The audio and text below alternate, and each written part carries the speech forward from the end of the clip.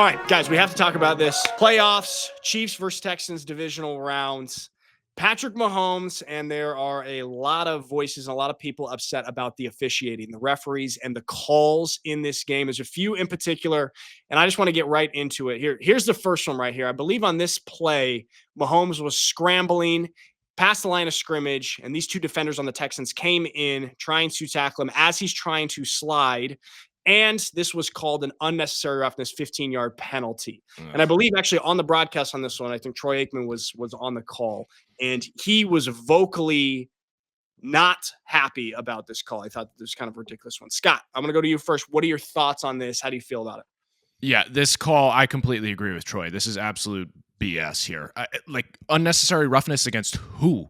The two Texan players who hit one another? Like, they hardly skimmed Pat's helmet here. How can one call this unnecessary roughness when there was literally zero contact? I mean, okay, not literally, but there was zero contact to the head outside of the scrape. What are they watching this angle and go, we need another angle? This is, you couldn't see it any clearer than this. We got another. Let's not say it's zero contact. Let's call it minimal contact. Okay, Scott, is that fair? Minimal. I mean, that's like minimal, incidental, like the full force went toward his own teammate.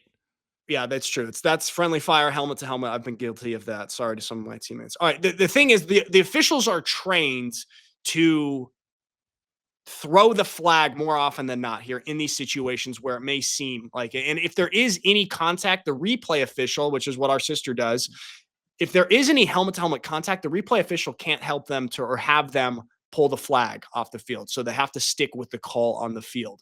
So that's just kind of not to come so much into the defense of the officials, but that's the logic there. And that's kind of how, as the rule is stated. I understand the people being upset about this. However, it's not necessarily at the refs that people should be upset. It is at the rules as currently stated. Now, you can make the argument that something needs to be changed in the offseason, but the officials actually on the field right there are following the instruction that they have been given by the NFL. Yeah, I think with things like this, okay, the refs are following the system that's in place, just the same as a receiver is running the route that he was told to run, and so to get mad at the refs for like their practices on the field in certain instances is the same as getting mad at a receiver for an offensive coordinator's play call. They're just running the system that's in place from the league. And so when you get situations like this and all the animosity towards refs, it's not the refs, it's the system that's in place by the league. You can't have a system where, yes, you're prone to throwing the flag, which is totally fine, but you have to go in and double check that call is legitimate. The information that I have is if there is contact to the head and helmet to helmet, they cannot pick up the flag from any sort of contact. I'm not sure if it's any sort or if it's on the quarterback or whatever it is, but that's the information that I have.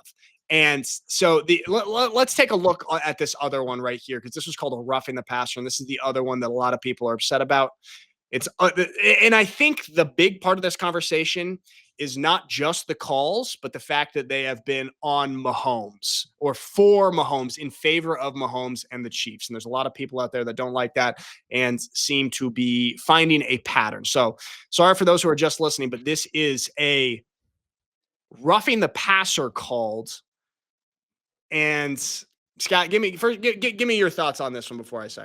I'm almost at a loss for words here, as you can obviously tell with the way I'm reacting to this. I can't believe these things are getting called in the game of football right now. And I understand we need to protect the quarterbacks because they're the best product on the field. They're the thing that makes the machine go on good teams and everything like that. But at the same time, for as much hate as people gave the Patriots and how much hate people directed toward Tom Brady, like, he was not necessarily getting calls like this rinky dink.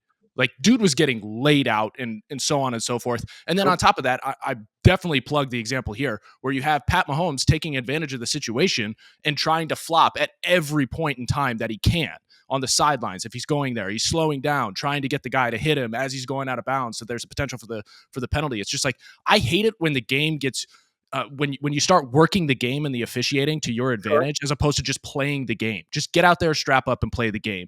So yeah, but that's the smart thing to do. They're probably in team meetings like saying, try to get the call. It's the best thing for the team is for him to flop. It is almost selfless because he makes himself look like just a coward.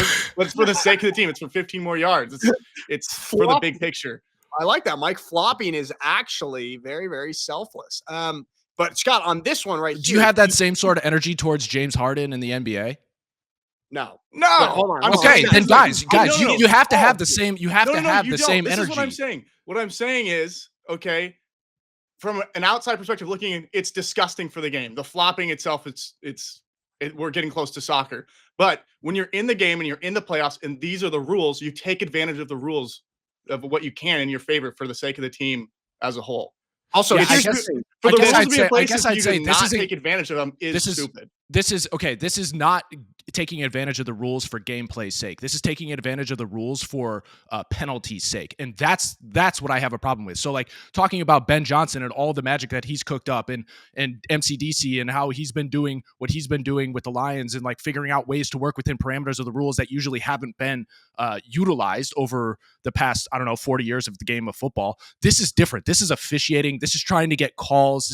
This is like Bush League stuff to me. And in a certain point in time, like, we should be watching great football, not people trying to get certain calls. Because I gave the James Harden example. Yeah, that's selfless for him too, to flop on a 3 because that could get 4 points. And like, ultimately that is a detriment to the game. And that's going to start trickling into the game much more so. And we're seeing it at a prime example of the Kansas City Chiefs week in and week out.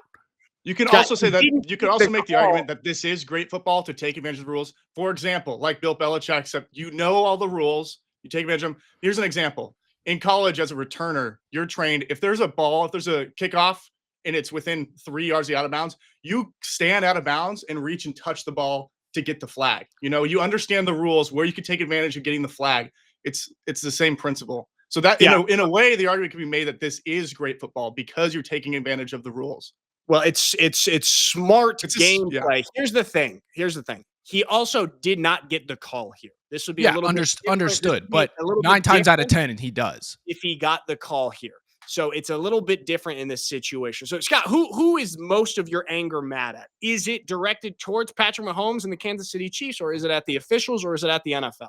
No, it's a multitude of all of those things. So, like, I think that Kansas City is a repeat offender of this and trying to take advantage of these of these calls. I also am very angry with the style of gameplay that the NFL has started to reward lately with the officiating and the rules. And I get it in being proactive and throwing the flag in case there's contact to the head, but we also have to have a range of what contact to the head actually constitutes this call to remain, or the one previous that we were showing. I understand this wasn't called, but 9 times out of 10, we've seen this called.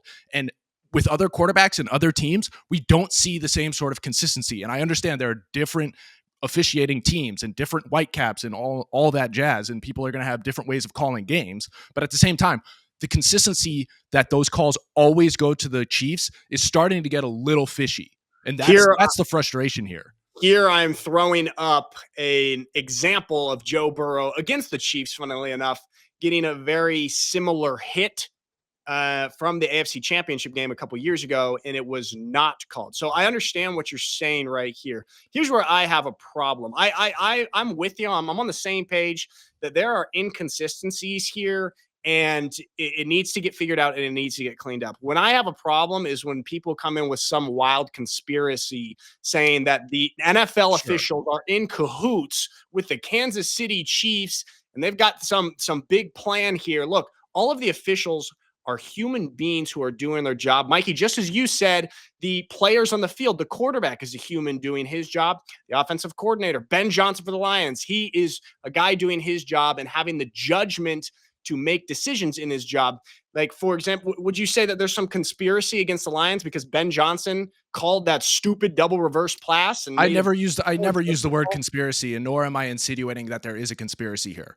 What I am saying is the evidence is starting to stack up. It's like there are a lot of employees out there who have their own agency, who have their own ability to speak up when needed, but they don't necessarily do that every time that they're speaking to the CEO. They may just be saying, exactly what they want to hear at that moment in time because they fear for their job or something like that. Not that I think these officials are fearing for their job. And I'm just saying the facts, or at least the situations that they keep stacking up in a way that's very lopsided. And now you kind of have to question, like, okay, what is going on here? Why are these refs, even if they may be different teams, why do they continue to make these soft So calls you're toward you're the Chiefs. you're saying that you're not implying that there's a conspiracy here, but from what I hear right now, you kind of are No, because you're asking I'm questioning. the Like I question. question the status quo in the Yeah. same as you should.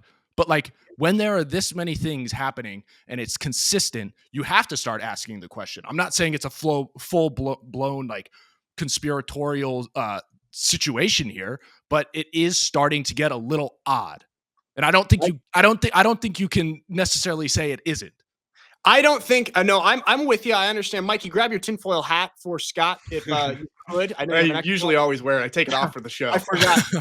No, I understand what you're saying, Scott, and there is credibility and credence to that, and it is a little bit frustrating, you could say. But, this all comes back to human beings doing their job and trying to do the best that they can. Also, he said there's no fear for these referees or officials to lose their job. Yes, there is. They are downgraded and upgraded every single week, and they're judged on every single one of their calls and every single one of their games very, very strictly and very, very rigorously. And so there are fears to lose their job or lose status as officials here. So all these guys are trying their absolute best. What this comes down to is just human error. Yeah, but why does the human error consistently happen toward one specific team? That is why I'm just saying it's weird. Does it though, or are we all just watching that team more often? And is it more prominent? Is there a spotlight on that? I don't know. Maybe it happens against the Texans and against the Jaguars sometimes. I'm not really watching them as much. We're all watching the Chiefs, so we see everything. There's a huge spotlight magnifying glass on that. Fair point. And maybe we do need to boil it down to the NFL making this a mandate to throw the flag all the time, or not having it a retractable if there is head contact to the head, because that was completely incidental. And if you guys are arguing that that was unnecessary roughness, I think we have to have a larger discussion about what unnecessary roughness is. And like coming from a defensive player, I'm a little surprised, Nick, that you would say that should have stood.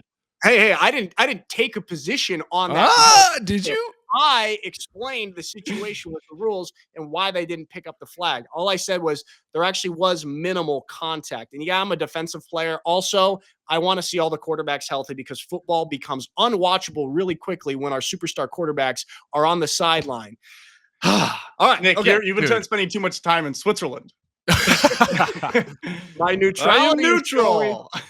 I know how to sit on a fence. Yeah, hey, there we go. All right, we could go on and on about this, and we probably will revisit it in another episode here. But let's leave it at that. And let me ask you this final thing here, Scott. And I'll give you my opinion. I think that we have to account for the human error. There are flaws in the way that the rules are created and what we consider to be penalties, and those need to change from the NFL. We also need to be able to pick up the flag with replay on almost any situation because we have enough camera angles, and that's what needs to change. But that needs to change in the offseason. It can't happen week to week. That's my stance on it. Okay, I agree with that. This is degrading the game to a point at which like it needs to be dealt with. Otherwise, this is going to continue to happen and it's going to grow. I think that they will address it in some sort of. I don't. In the not a chance. Not. They're so afraid of liability. They're going to keep pushing flag football. No, you're wrong. Yep. You're wrong. Scott has always been a football purist. Scott is doesn't want people playing in domes. Hey, we're going to talk about that, about the domes. Okay, both of you guys and your pansies fear of playing outside. What? All right, okay, I was for outside. Sorry, Mikey's pansy fear of playing outside. I am anti-outside. Let's leave it at that, Scott, because I don't want to ruin our friendship. And if we keep talking about this for 5 or 7 more minutes, we're gonna get just it's gonna ruin the show. So we'll revisit this. Okay, we'll revisit this and come back to that. I mean, we got to talk about the rest of the NFL divisional games, of course, but we are, by the time you're watching this, probably hours away from kickoff of the national championship for the people watching. So, Scott, let's just pivot really quickly to the college football national championship today. Your boys, the Fighting Irish of Notre Dame, and then the Ohio State Buckeyes playing tonight in Atlanta. Do you know what I learned recently, actually? These are the 2 largest fan bases in college football. I knew that they were both prominent or some of the most prominent, but I didn't realize they were actually literally the top 2. Check this out. And for those just listening, Scott, will you throw it up? Of the fan bases. Now it's kind of hard to accurately represent what a fan base or how much a fan base is or who counts. But Ohio State at anywhere between 11 and 12 million fans, and Notre Dame at 8.2 million fans. Those are the top two fan bases in college football. You surprised at all by this? No, I'm not surprised by this number. I always knew that Notre Dame was nationwide, if not worldwide. Like everybody knows Notre Dame, whether it be for sports, mainly for sports, or otherwise. And then Ohio State just has such a deep fandom, and as we've been seeing over the past week, very loyal. So don't speak badly about them, or they'll come after you on that keyboard. Hey, I know our brethren and sister from Ohio. We had an episode last week. Maybe things got a little bit heated. Okay. You guys are more than welcome to hang out here with me and Scott. Scott's from Ohio. Okay. Yeah. Yeah. Scott? Look, yeah, I may be an odd man out here being from Ohio and liking Notre Dame, but sue me. Like I don't like the Ohio State Buckeyes. I apologize. I like every other Cleveland team. Yeah. Chill out.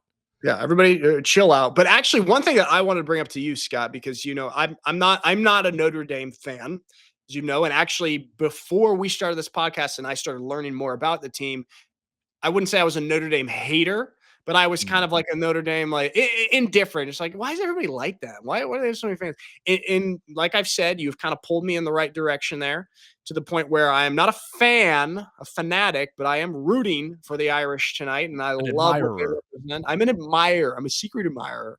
But why? And for those just listening, I'm throwing up this tweet here. Why do so many people dislike Notre Dame? Because Notre Dame does, while having a huge fan base, also gets a lot of flack. What are your thoughts on this, being a Notre Dame fan your whole life? Why do you think Notre Dame gets a lot of flack as well? A multitude of factors here. One, people hate greatness. And for the longest time, Notre Dame was at the top of college football, as I mentioned earlier, or alluded to earlier there. Like everybody knows them for sports, right? And Newt Rockne, though, that era, all the way up until 88 when they won as well. I think where a lot of this, it's like a love to hate situation. So again, you hate greatness in the same way that people hated the Patriots of the past 20 years and are starting to hate the Chiefs at the same time. And then secondarily, there is an element of hatred toward Catholics. So this is a massive brand name that is Catholic through and through. So there's that element there. Although I don't think a whole lot of sports fans, unless they're in the weeds, really do it because of that. And then tertiarily, I would say it's because over the past 20, 25 years, or I guess even since 88, there has been an element where Notre Dame has been put on a pedestal because of their past, because of the tradition of what they brought to college football, that some people may see them as having had a leg up for no earned reason in that time period that I just mentioned since 88. So they've been put in positions where, especially during the BCS Bowl years, where they may have gotten to the national championship or a super high BCS Bowl, where other people may have thought that they were a lesser team on the field. And, to a certain extent, some years that was the case. And there's this drummed up hatred there. A lot of people, especially down south, SEC, they've always hated Notre Dame for the same reason, because they believe that they have the history as well. And they do to some of the teams. But at the same time, it's just a love to hate situation here for a multitude of reasons. But I think the main one, especially within our age bracket, is because people have seen the product on the field. They've seen them go to those big BCS bowls. They've seen them get the CFP without having gone through the conferences, all that kind of stuff. And they just think that Notre Dame gets a handout every year. And you know what? This year is vastly different if anybody's watched the product on the field. But I would say there is some credence to the annoyance, which I think you've expressed before. Yeah. I mean, I think some of those things that you just said right there were maybe what the type of things that I was feeling in previous years. And now, I think I was a little bit ignorant, though, to kind of the history and what the university represents. Like one thing, and I think I gave you a little bit of shit on one episode early on, was like, why isn't Notre Dame in a conference? It's like, now I think it's very, very cool that they are an independent university, and it's actually key to their brand and who they are. And especially if you learn a little bit of the history back in the day, is like they tried to join a conference. They didn't want them. The Big Ten didn't want Notre Dame. It's like now that Notre Dame is, this powerhouse brand over the whole 20th century and now to the 21st century, you want them. You want them back in a conference. Well, now I'm a fan of them being independent. Yeah, and having this as part of their brand. Yeah, I hate the hate that they get, because it's just like, you can't be mad at an organization that runs runs their sports operation like a business. Like they're not beholden to a conference, and that ultimately financially is a huge boon for them. So why, just because you're angry that they don't have to go through the same, call it conference championship game, why do you say that they have to join in the ranks with you? Like, they're an outlier, they've chosen to be. You could definitely do it as a, if your ADs or your leaders of the organizations didn't continue to sign those contracts with those conferences, and you could break off. The opportunity is there if you're willing to make it. And just because they did it sooner or way earlier in the history than you, it's just pointing a finger and screaming at the high heavens for a reason that can't change, and they don't have to change because of you screaming at high heaven. I was wondering, your dad is a Division I athletic director. How different or how big of a challenge is that for you, or for an athletic director who's an independent? Does that create a whole bunch more work and make a bunch more complications for the athletic director of Notre Dame? Yeah, absolutely. There are a whole bunch of moving parts, and you're not necessarily, while it's pretty formulaic, there are always elements that come into it that are different than from a large conference, a Power 5 or Power 4 or something like that, because that, talk about a formula, that's way more baked in. You have a certain amount of games that you have to play and will play. It just depends on where, whether it's home or away, all that kind of stuff, travel, logistics, and everything. With the independent route, it's just like the world's your oyster, kind of. Granted, Notre Dame has found a formula and has stuck to tradition, which is partly why they're beloved and also partly why they're hated, because they've stuck to the tradition. They respect those games that have been meaningful for many, many years. Even though the competition on the field may not be great, they still respect the traditional aspect of those games. And it's just like, just because, again, you as a fan are frustrated that your team didn't make it, but Notre Dame did, like, that's just, again, screaming to no one, into the void. You know what? I actually there's one other solution for Notre Dame. If they don't want to be independent anymore, here's what they do. They join the Pac-2 with Oregon State and Washington State, and then this creates a new conference. This is a power conference right here that I would like. There you go, the Pac-3. The Pac-3. Talk about tradition. Talk about tying 2 cinder blocks to your feet and jumping in the Atlantic Ocean. Oh my! How God. dare you? Okay, God. Oregon State was on the rise for a little bit. Now they're not, but they were. Up until last year, they were doing great until Jonathan Smith abandoned the university in the middle of the night, and then went to Michigan State. He did in the middle of the night, actually. Yeah, Gary Anderson. Different story. Yeah, that's a different story. He didn't handle that great. Okay, so but those I think are fair points there, and also when you're just kind of when you're on top now, as Notre Dame is, everything is magnified. Let's talk just a little bit, not to get too much into the X's and O's of the actual game, because everybody's doing that, and we like to stay a little bit more culturally on this podcast and not just X's and O's here. But thoughts on the game, because unfortunately Notre Dame is a pretty big underdog to Ohio State. And most people, these media people who talk about sports all around the country, they are picking Ohio State. What are your thoughts on the actual game on the field, Scott? And what does Notre Dame have to do to have a chance at actually winning? Yeah, I think they're 8.5 dogs still, unless the line moved this morning or anything like that. But that's massive point differential for a national championship. And look, we've seen national championships, especially over the past 5-6 years, that have been blowouts, right? And we've had the playoff and everything, so you would assume that some of those teams are of a certain quality. I'm not going to necessarily say that Notre Dame is going to spank them or Ohio State's going to spank them, but I think what Notre Dame needs to do to have a chance, because Ohio State is so formidable, especially on the offensive side of the ball, I think Notre Dame has to come out swinging, dude. Like, they have to use this momentum that they have. Everybody's kind of behind them because they see them as the underdogs, because they are literally by the line that I just spoke about. So they need to come out. They need to score early. They need to get a couple stops and put points on the board within that first quarter to really get, call it the Buckeyes on their heels. And they need to dictate the game. They need to hold on to the ball, run the rock, make sure that Ohio State has the ball as little as possible. And I think Notre Dame has a shot. Yeah, I like that. I mean, I think the path to victory for Notre Dame is a little bit slimmer than we would like to admit, but there is a path to victory. And it's just that they got to dominate time of possession. And they have also got to not let Ohio State start super quickly. I can't remember what it is exactly. I think Ohio State in the college football playoff this year has outscored their opponents 42-0 in the first quarter. If they get up on you fast like that, I mean, there's such an explosive offense with Chip Kelly's genius brain behind the helm there. Like, you can't let that happen. So Notre Dame has to, they cannot start slow at all.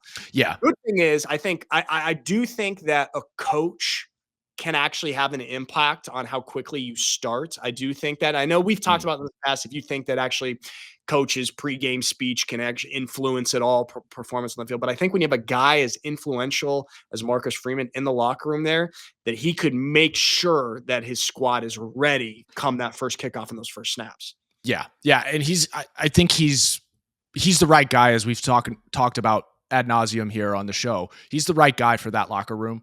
He's obviously shown to get guys motivated, young dudes motivated, all on the same page. So I think he's the secret sauce here in terms of getting their mind right before kickoff, right? But once kickoff happens, it's kind of like, we both know this, it's all incumbent upon the players to continue that momentum and continue that thought process, regardless of what happens on the field. So ultimately, when I look back, I know like controlling the rock is a massive thing, but what you were speaking to there is Notre Dame needs to keep Ohio State from making big plays, right? Yes. Those are the things. The team that makes the most big plays in a game, I think it's like 9 times out of 10 wins the game, right? So if you get a massive 65-yard touchdown, so on and so forth, or anything along those lines, it ultimately changes the momentum, which is not something that goes on the scoreboard or in the stat sheet, but it's a massive element to how the game will flow from there. So Notre Dame just needs to tamp down on that, and they need their special teams to come through, as they have during this college football playoff. They need those big plays to come from that third phase of the game, and I think they have a shot here. But boy, dude, that offense, they just have to keep them off the field. That is just bare minimum right there. Yeah. I mean, the special teams of Notre Dame has been very impactful, and that will also be huge. Like, I think if Notre Dame is able to pull it off, it has to be a pretty low scoring game. So he said, like, control the time of possession and maybe win a 21-17 point game right there. But I think if it turns into any sort of a shootout, it's not going to be looking good for Notre Dame. Yeah. And that's not to say Notre Dame doesn't have offensive firepower. It's just not nearly as big play element or oriented as Ohio State's is. Like, Ohio State's is a Ferrari, dude, ready to roll at the drop of a hat. Notre Dame is more like I would say a Ford Raptor, right? Can ground pound, climb mountains, and do all that kind of stuff. But it's not going to go 0 to 60 in, well, actually, a Ford Raptor goes really fast. What are your stats on a Ford Raptor? Yeah, bring up the dims. But no, it's like that. That's how I view these two teams. It's just like Ohio State can ground and pound, but really where their firepower comes from is just the different level of receivers and skill positions that they have. It's top notch and actually pretty scary to see how much talent they have in that regard. Yes, it is. But also, when you come back to it, which car do you want for your actual life? Do you want a Ferrari your whole life, or do you want a Ford Raptor, a little bit maybe more practical? A Ferrari's cool for a little bit, but not your whole life. Okay? And a Ford Raptor, 0 to 60 in 5.1 seconds. Oh, pretty good. Right. Mikey looked up the dims. Ferrari, of course. Well, it depends on the 2.5 type of Ferrari. 2.5. Okay, yeah. So these are the important statistics and the important things about the game. Scott, give me to answer that question that you just posed there. It depends on where you live, depends on the weather, and it also depends on the season in which you can drive it. And these guys at Ohio State, you want a Ferrari for the football season because that's all you need it for. Yeah, but what is more useful, Scott? What is more useful? More practical?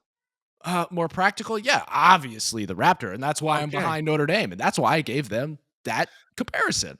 That's a good car. All right, there we go. That's a good car. Mike, you have any other cars you want to compare Notre Dame to? What are you doing back 2006 Ford Escape. The car that I drive. 180,000 miles. A nice shaky engine. Wait, is it the red one? No, it's silver. Oh, Scott, you remember the red one, Scott. I remember the red one. every single Alfieri child drove a mid 2000s Ford Escape. It's sort of a rite of passage. We all had a different one at one point in time. And so, Bro, at least you guys had that. I had a 15-passenger gold van. hey, dude, hey, that's actually sick. Okay. You know what? That's what Notre Dame is. All right. Gold, useful, family oriented. Okay. You take the whole family in there, you drop them off at church. That is what Notre Dame is. They're not the Ford Raptor. They're the gold van. Squad rolls deep. That's what we do. There we go. All right. Give me your prediction score here, Scott, for the game. I think revisit this. Yeah, I forgot what I actually said the other day, but I think it's going to be a low-scoring game, kind of what you would allude to there, 21-17. I'm going to say it's going to be 24-16 in the end. 24-16. All right. I'm going 21. Notre Dame pulls it out. All right. I'm going 21-24 Notre Dame, and I'm hoping and praying Notre Dame wins because those Ohio fans are going to absolutely destroy me if they don't win. Oh, don't worry. They blocked us. They're not coming back. All right, good. Okay, good. So there Wait, Mikey, who do you have? Hey, Mike. Who, me? I have Notre Dame. They have the soul to persevere, okay? Ohio State's too flashy when it comes down to it. Notre Dame has the grit. When this head-to-head battle, it's going to bring them out on top. What do you think of that analysis? I think that's good. Right? They have 500 horsepower V8. 24-21 Notre Dame. That's what I said, Mike. You stole my. Is that what you said? Okay, let me pick a different score. 21-17 Notre Dame. Okay. That's the first one that he said. Well, that's not the one I went with, so that's fair. I'll let you have it. Then we have a national champion Next segment in a couple hours. We got to go back. Let's go back then to the NFL playoffs. We talked a little bit about the Chiefs-Texans, but mostly about the officiating in that game. But let's just touch on the other divisional round games. Now, I want to throw up this graphic right here because I thought this was pretty interesting. For those just listening, it's a graphic here that shows the matchup, the team that had the most total yards, and then the winner, and basically shows that all of the four teams that had the more yards in their divisional game lost this weekend. Texans had more yards than the Chiefs. They lost. Lions had more yards than the Commanders. They lost. Rams more yards than the Eagles. They lost. And the Ravens more yards than the Bills. And they lost. Scott, what does this mean to you? What do you take away from a graphic or information like this? Ultimately, what it says is that NFL playoff games and NFL champions ultimately win with defense. It doesn't matter how flashy your offense is. It all boils down to the other side of the ball and those 11 dudes and how they fly to the ball, how they create turnovers, generate them. That differential is so valuable to a team, especially in these moments. As we saw with the Ravens, man, doesn't matter how flashy you are on offense or how good you are. Because boy, Lamar Jackson he's an alien, man. He's something different. But it doesn't matter if you turn the ball over or if you have the other team, creating havoc. Like that's where it comes down to, dude. Defense. I am becoming a sole believer in defense wins championships. Well, hey, Scott, and you tried to rip me earlier for being a defensive guy and not showing enough love to the defense. Welcome to my side, okay? Well, no, I feel like I'm taking your side. You've jumped ship. No, I didn't jump ship. You're trying to paint me as this guy who's anti-defense. That's not my identity at all. I'm pro-football, but if I had to pick a side, I'm pro-defense, of course. Let's just go through a couple minutes each game. I'm going to throw up a hilarious graphic right here. Lions versus the Commanders. For those just listening, this is a funny graphic. This says, were you eliminated by Washington? Yes or no? We pick yes. Did you come back? Yes or no? And yes, TikTok said yes, and the Lions said no. A little pop culture in there for you. This one was an absolute heartbreaker, okay, for me. And Lions fans, I'm not a Lions fan, but I was rooting for them a little bit this year. And this was an absolute heartbreaker because this might have been the best shot for the Detroit Lions because they're going to very likely lose both of their coordinators, two of the best coordinators, Ben Johnson and Aaron Glenn, probably gone. And so that's what I think really sucks. Also, they were a big favorite in this game, and it was such a disappointment for them. I don't think many people expected the Commanders to pull this off. But, dude, what you said, like the yards don't matter. And then also what is so important is the turnovers, man. Yeah. I can't remember how many the Commanders had, but the Lions had 5 turnovers. Yeah. And then it just doesn't matter. You have 5 turnovers, it's going to be very hard to win a football game. Thoughts on this game? What are your takeaways from it? Wait, do you think the coordinator's interviews during the process leading up to the game was a factor to them losing? I mean, that distraction of those interviews, that's got to be a factor. This is what I was bringing Maybe, up last week, dude. After I Yeah. saw that double reverse pass to the interception from Ben Johnson, I'm thinking, yeah, the guy seems a little bit distracted. What the hell was that? Stupid. No, I don't know what it was. Williams that threw that, right? I don't know Yes. what he was thinking, dude. You got to tuck and run that. That's just a guy who's not a quarterback trying to play quarterback, and that's the problem. Is like that needs to be beaten into his head. Don't be the hero in that situation. If it's not there, it's not there. Yeah. Tuck and go. Like take the L there, not the massive L and throwing a pick.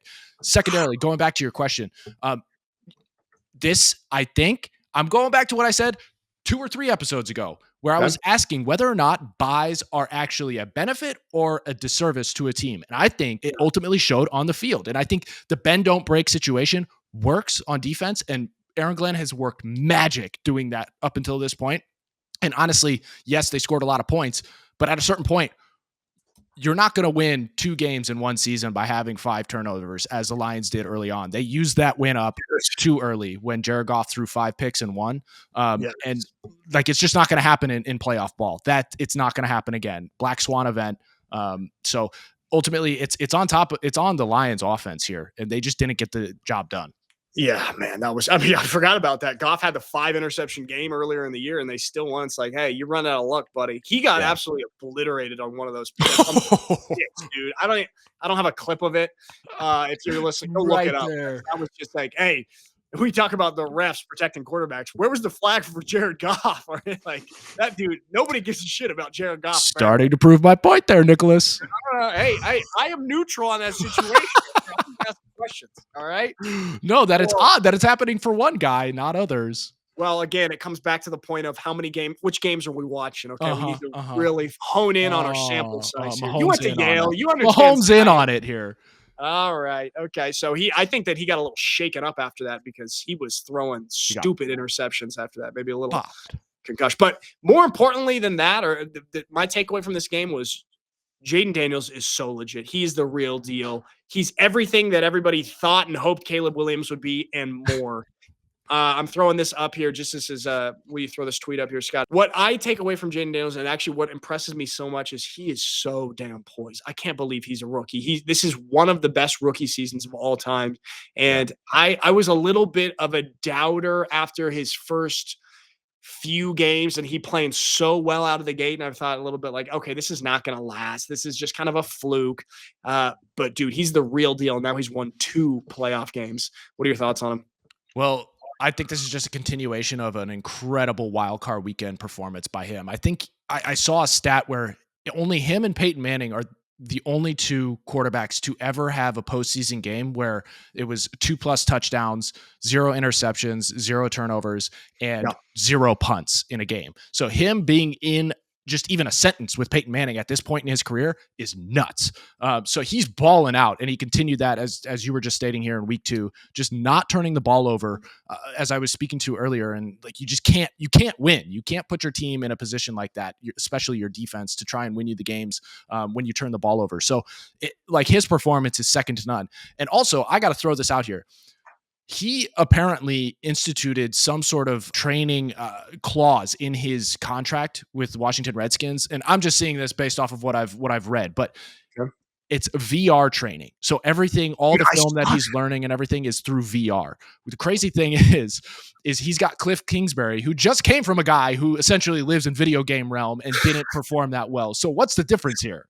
Yo, that I saw that. That's actually so crazy. I think that could be just the future of quarterbacks, training their eyes, training their reads. I mean, that's incredible. Your brain and nervous system does not know the difference between that. You can take infinite reps with no effect in your body. It's crazy. The quarterback play, I think, training with these like headsets is going to exponentially get crazier and crazier because they're taking so many reps. Yeah. What do you think? Should the officials do AI train or VR training? They need to do all the training they can do. Okay. Hey, hold on. I asked for VR training, not all the training. Yes. Yes or no question. Yes. All the VR training so they can determine whether or not incidental, minimal, any sort of Minimal, contact. maximal. Okay. For those just listening, I've thrown up another tweet here. Rookie quarterbacks to start a title game. So he's going obviously to the NFC title next week.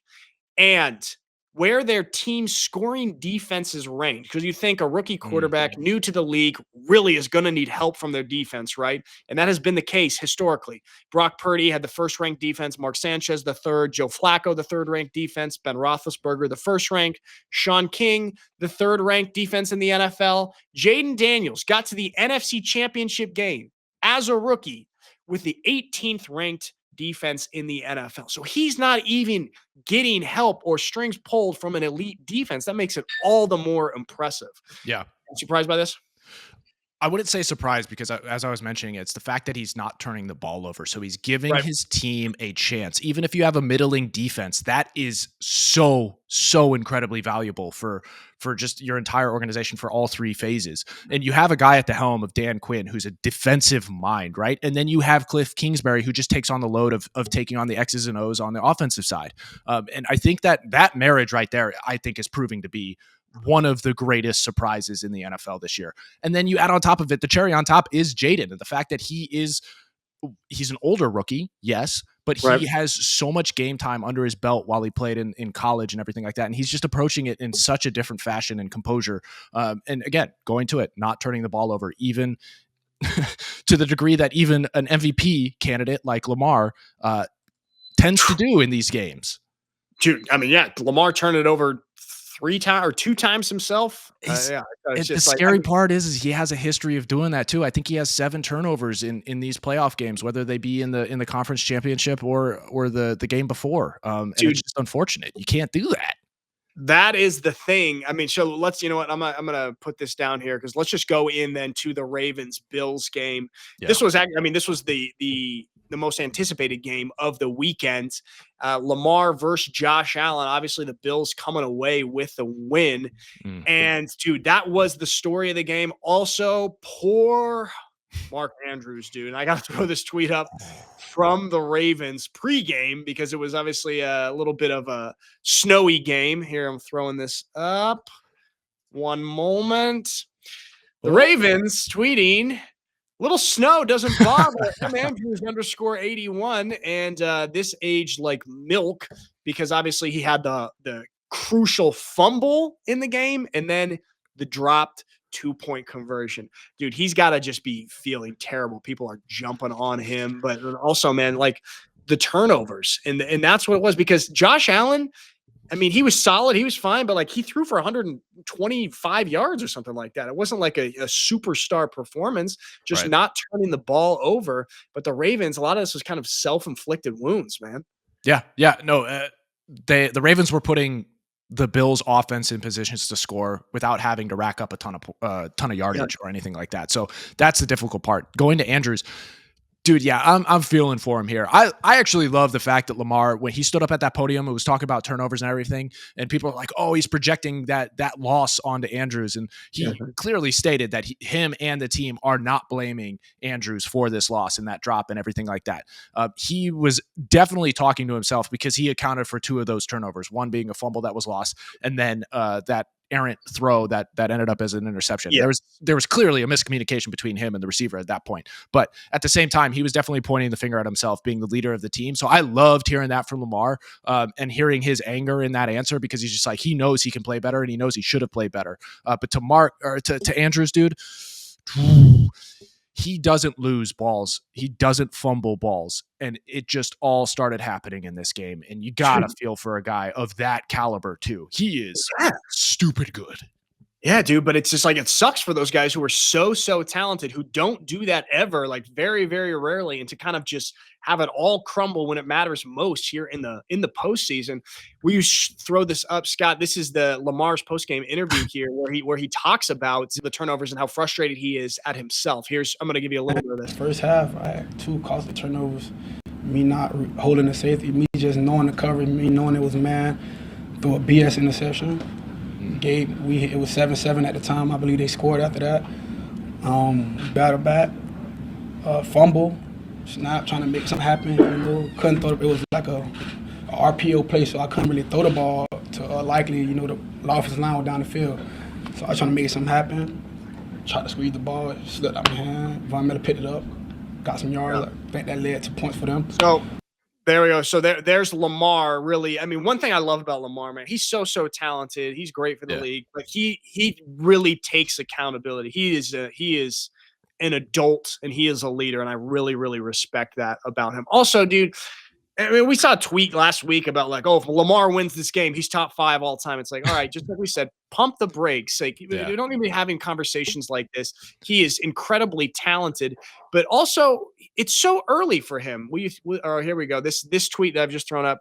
The facts about Lamar. He's been in the NFL for 7 years. He's 3-5 in the playoffs. Peyton Manning's first 7 years in the NFL, he was 3-5 in the playoffs. So, and a couple other stats here that show like, look, Lamar has time. I know he's been, he's 7 years into his NFL career, but some of these legendary quarterbacks, Hall of Fame level quarterbacks, are kind of on the same pace as him. What are your thoughts on that, Scott? Yeah, it's been a through line message of mine for the past, call it month of episodes. It's just, I'm so frustrated with the immediacy, the desires of immediate gratification that everybody wants. We're crowning dudes way too early. And Lamar has the potential, similar as I'm saying to Mahomes, even though Mahomes is further along that path, to be on Mount Rushmore. And he will be if he just sticks to it. And as you were speaking to, just continues to improve upon his game. He's going to get there. The one thing that frustrates me, and I wanted to say this when we were talking about Jayden too, is like, I don't want to give him too many flowers too soon, because that's so much pressure for a young quarterback. And we all saw even CJ Stroud took a step back for as well as he played in his rookie year, took a step back in his second year.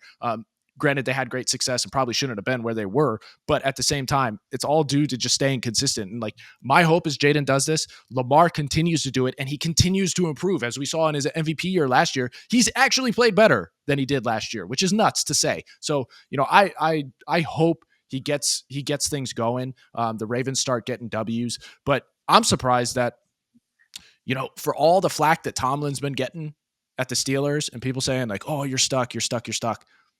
Harbaugh is kind of in the same situation, but nobody seems to be talking about that. I mean, I know they won in 2014, but at the same time, like, that's been a decade. You got talent. Look at you feeling a little feisty today coming out. Is this because they're fellow AFC North teams and you just want to dismantle your rivals for the Cleveland Browns? Maybe. I don't know. Maybe you want to get rid of the 2 longest tenured head coaches in the NFL? Get out of here. You want them out? Okay. Yeah. One last thing, it's just a joke. We throw this up, Scott. Because we always talk about Shane Gillis for the last couple episodes of the show. Mark Andrews with the game on the line. And for those just listening, it is an AI image of Shane Gillis in Mark Andrews' uniform. Mike, what do you think? I think this is pretty good. I would kill to see this. I think he'd be so funny. I think, here's the thing, Shane Gillis would be the ultimate teammate, the ultimate glue guy in the locker room. Oh yeah. Great culture. And you know what? That translates into wins. Good humor in the locker room. Everyone's having a great time. It translates into wins. Sign him. That's actually a good point right there. It does. I think it translates. It goes to team chemistry. It goes to culture. Mike, you're onto something there. You're onto something. Look, we find a way to put in a picture of Shane Gillis every episode. Every episode. Is this a Shane Gillis podcast? It's partially. We got to move on to the other games. Let's go to the Eagles-Rams. This is turned into a snow fest. Eagles coming away with the wins, but the Rams had a pretty good showing. I don't think anybody thought that they'd be sticking around like that and it'd be, a one-score game coming down to the end, and the Rams actually having a shot. And look, the Eagles are used to playing in this kind of cold, inclement weather. The Rams coming off all this stuff in the fires where they had to have an away playoff game. They moved to Arizona for their game. They've been dealing with all this stuff.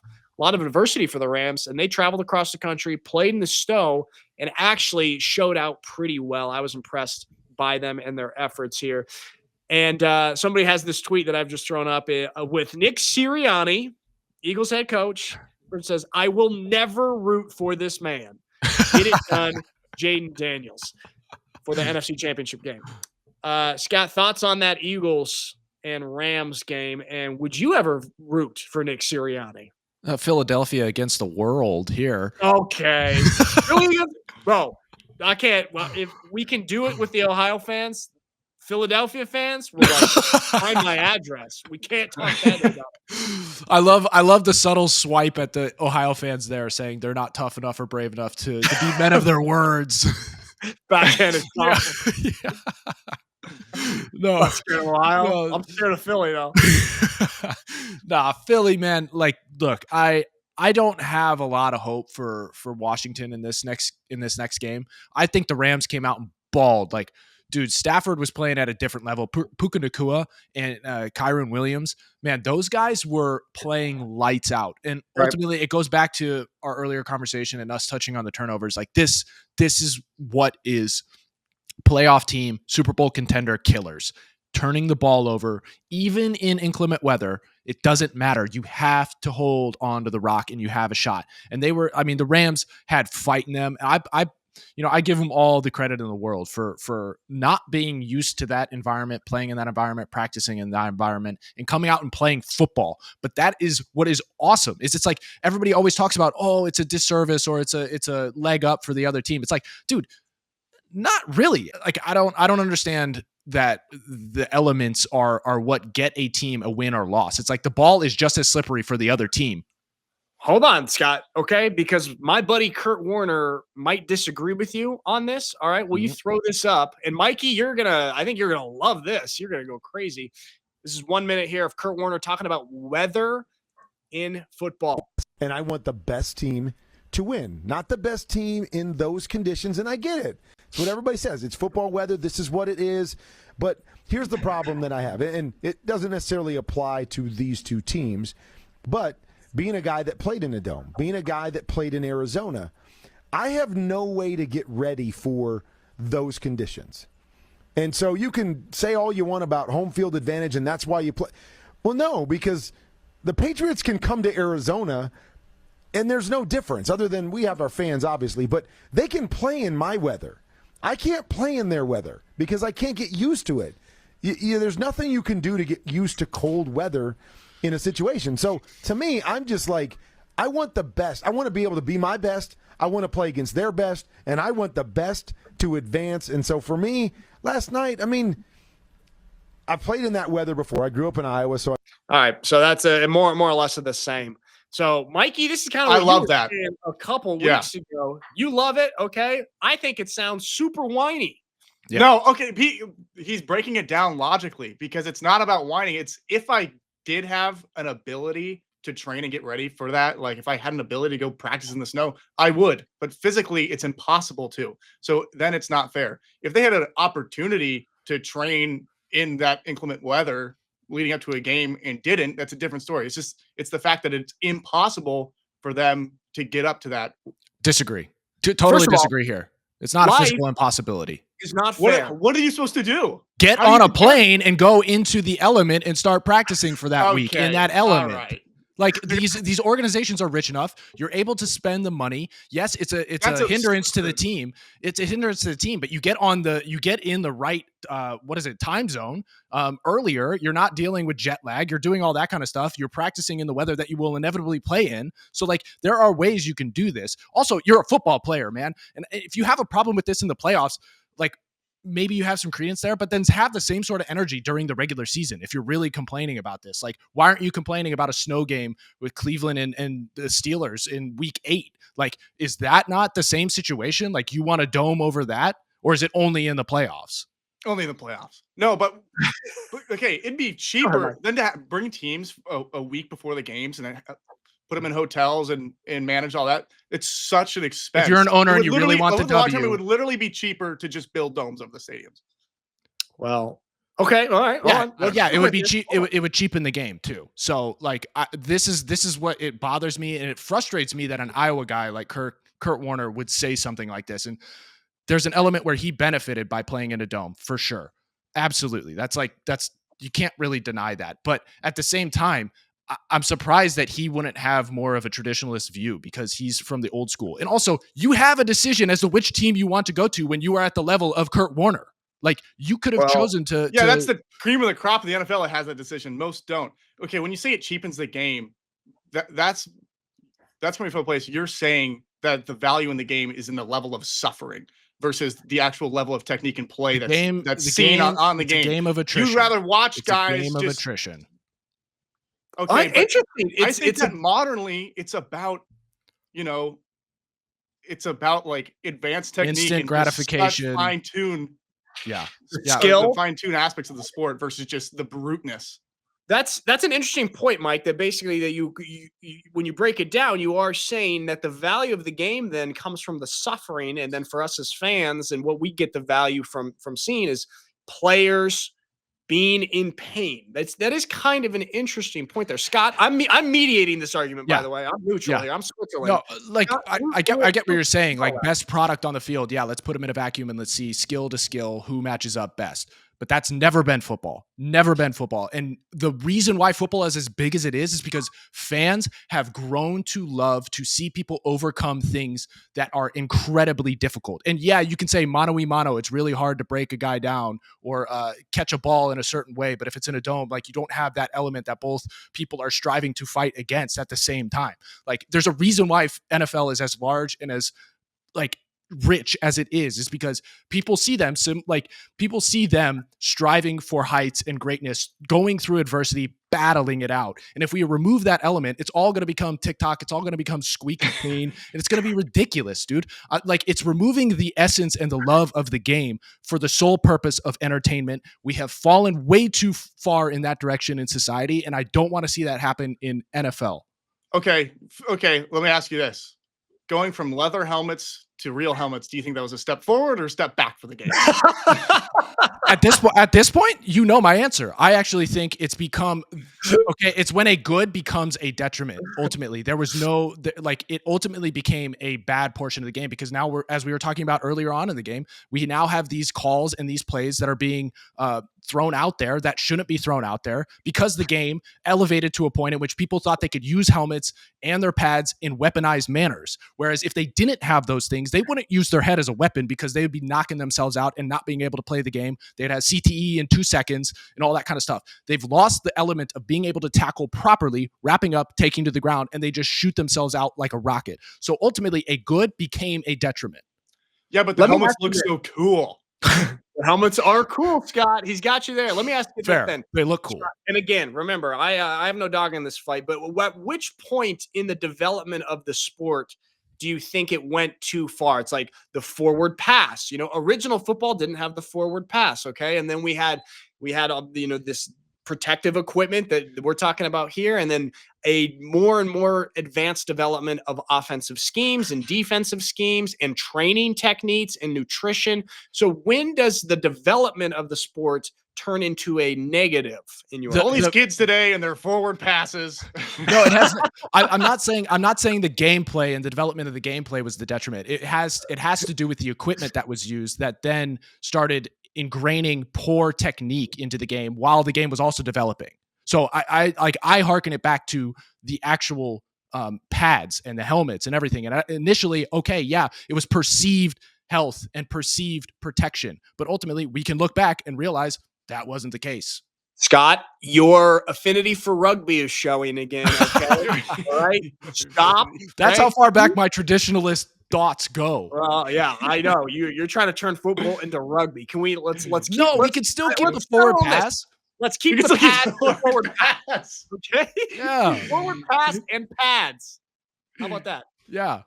Okay. All right. We'll figure out the rules for Scott's football, Scott and Mikey's football, indoor, outdoor, forward pass, no forward pass, leather helmet. We're gonna get to the bottom of this. We'll figure it out for the NFL. Okay. They should sign us on as consultants. Yeah, for their padding, for their locations, and for their officiating, huh? They couldn't afford me. They could afford me. I'm cheap. All right, there we go. We're about an hour right here. We got to get ready because the national championship is in a couple hours. So let's call it here, guys. Thank you for watching, Mikey, Scott. That was a fun one. I think we're still going to be friends after this. We're going to be Scott. friends. Okay. We'll be friends. We'll talk after. It's okay. I'll give you a call. And handshake, Mikey. Scott, wasn't it your family where when the brothers would get in a fight, your mom and dad would make you hug and say brothers for life? Yeah, it wasn't a hug; it was a handshake. But yes, Okay, all right, here we go. buddies, Hey, brothers buddies for for life. Buddies for life. All right, do the handshake. Do the handshake. As we were bleeding from our noses and after throwing fists. That's what happens with big families. All right, there we go. And everyone from Ohio, have fun tonight.